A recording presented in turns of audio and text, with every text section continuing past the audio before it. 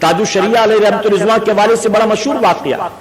ایک جگہ کہیں دعوت میں آپ تشریف لے گئے, آپ دعوت میں تشریف لے گئے تو وہاں پر جیسے ہمارے یہاں ہوتا ہے ٹیبل کرسی لگی تھی کھانے کے لیے, یعنی ٹیبل پر کھانا لگا ہوا تھا, باقاعدہ کرسیاں بچھی تھی, مہمان اس کے اوپر بیٹھ کر کھاتے.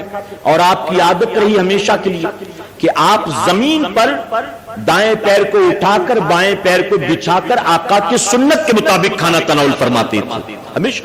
اب وہاں پر دیکھا گیا ٹیبل کرسی ہے, کوئی چٹائی, کوئی فرش, کوئی کارپیٹ, کچھ بھی نہیں. تو لوگ سوچ کر حیران تھے, مریدین حیران تھے کہ اب کیسے کھائیں گے حضور تاج الشریعہ, پیر و مرشد کیسے کھائیں گے, ہم ڈیمانڈ کریں, ہم کہیں کہ کرسی ٹیبل ہٹاؤ, یہاں پر چٹائیاں بچھاؤ, ہم کیا کریں؟ آپ نے منع فرمایا, کوئی تقاضا کرنے کی, کوئی ڈیمانڈ کرنے کی ضرورت نہیں. آپ بھی مریدوں کے ساتھ پہنچے ٹیبل کرسی کے پاس, اور وہاں جا کر جانتے ہو آپ کرسی کے اوپر سنت کے مطابق پیر کو, بائیں پیر کو بچھاتے ہیں, دائیں کو اٹھاتے ہیں. اگرچہ اس کرسی پر اس طرح بیٹھنا تکلیف دہ تھا, لیکن پھر بھی آقا کی سنت کو ترک نہیں فرمایا. اس انداز میں بیٹھ کر کھانا تناول کرنا شروع کرتے ہیں. آس پاس کے لوگ جانتے ہیں کہ بیٹھنے میں تکلیف ہوتی, لیکن کسی کی جرت نہیں تھی کوئی آگے بڑھ کر یہ کہتا.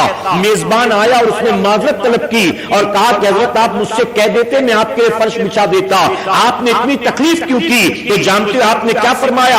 آپ نے فرمایا کہ اگر میں تجھ سے یہ کہتا تو ممکن ہے کہ تیری دل آزاری ہوتی, اور اگر لوگوں کی طرح کرسی ٹیبل پر بیٹھ کر کھاتا تو آقا کی سنت ترک ہوتی. اس لیے تیرا دل رکھنے کے لیے میں کرسی ٹیبل پر بیٹھ گیا, اور اوپر اپنے پیر کو اٹھا کر میں نے نبی کی سنت پر بھی عمل کر لیا. میرے پیارے آقا علیہ الصلوۃ والتسلیم کے پیروانوں, حضور مفتی اعظم کا ذرہ ملا آپ تاج الشریعہ کو, مفتی اختر رضا کو, تو آپ اندازہ لگائیں کہ تاج الشریعہ بن گئے. میں ذمہ داری سے کہتا ہوں اگر ہمیں اور آپ کو حضور تاج الشریعہ کا ذرہ مل جائے تو یقیناً ہم اور آپ بھی دنیا اور آخرت میں لوگوں کے منظور نظر بن جائیں گے. ہم بھی محشر کی رسوائیوں سے بچ جائیں گے, جہنم کی آگ سے بچ جائیں گے اگر ہمیں ان کا ذرہ مل جائے, ان کا صدقہ مل جائے. اور میرے پیارے آقا کے پیروانوں, ہم یقیناً اپنے ان بڑے بڑے آقاؤں کی غلامی پر ناز کرتے ہیں. اگر آپ کے تقوی و طہارت کی بات کی جائے تو کئی مثالیں پیش کی جا سکتی ہیں. آپ کی اگر کرامات کی بات کی جائے تو میں معذرت کے ساتھ کہوں گا ہم مبالغے سے کام نہیں لیتے, ہم گلو سے کام نہیں لیتے. میرے پیارے آقا علیہ الصلوۃ والتسلیم کے پیروانوں, اس کی وجہ کہ ہم جو بھی سٹیٹمنٹ دیتے, آپ جانتے ہیں کہ اپنوں کے ساتھ ساتھ یہ ساری باتیں غیروں تک بھی پہنچتی ہیں.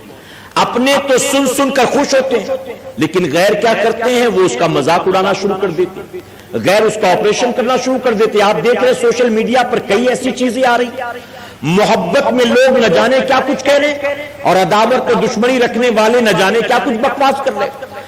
میں ذمہ داری کے ساتھ کہنا چاہتا ہوں کہ اللہ کے جو محبوبین ہوتے ہیں ان کی عظمتوں کو بتانے کے لیے ہمیں جھوٹی کرامتوں کا سہارا لینے کی کوئی ضرورت نہیں ہے.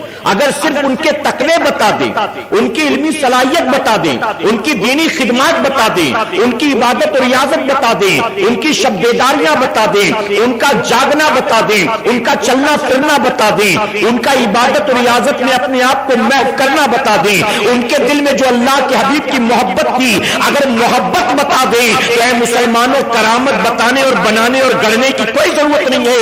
دنیا خود بخود ماننے پر مجبور ہو جائے گی کہ جس کو اللہ تبارک تعالیٰ نے ایسا عاشق صادق بنا کر پیدا کیا ہے, جو ایسا تقوی طہارت کا پیکر ہے, یقیناً وہ جھوٹا اور مکار و فریبی نہیں ہو سکتا, یقیناً وہ اللہ کا ولی ہی ہوگا.